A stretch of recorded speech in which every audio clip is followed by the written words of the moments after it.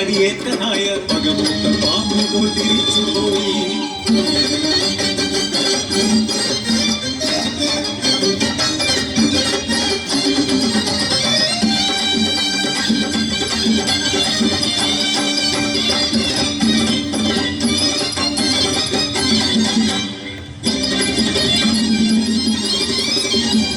മാസം കഴിഞ്ഞുപോയി നാടാകെ കൊടും വരൾച്ചയായി.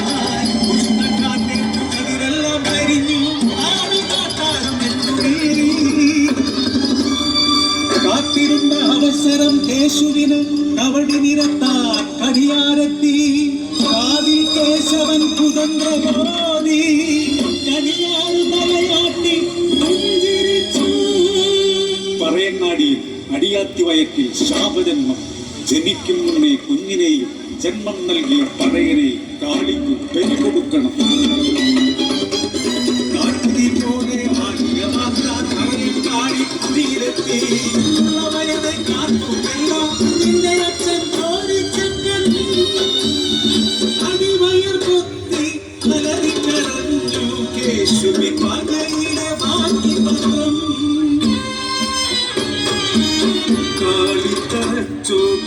കഴുത്തിൽ മാലയിട്ട് അരിക്കൽ പോലെ കരയാതെ കപ്ലങ്ങ പാടുമായി വയക്കാട്ടി ബുദ്ധിയും പിറക്കാത്ത കുഞ്ഞിനെ വിഷമിച്ചു കൊല്ലാൻ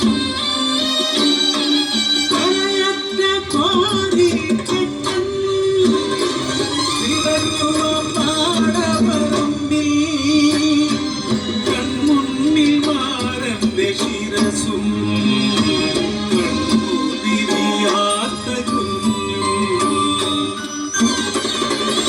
നാട്ടുകൂട്ടം തിരിഞ്ഞു പോയി അനങ്ങാതെ മണ്ണിലിരുന്നു മാതാക്കു.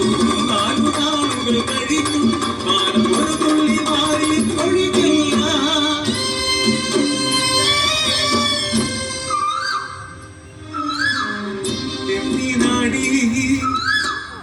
എന്തിനാടി പൂങ്കുയിലെ കരയണത്?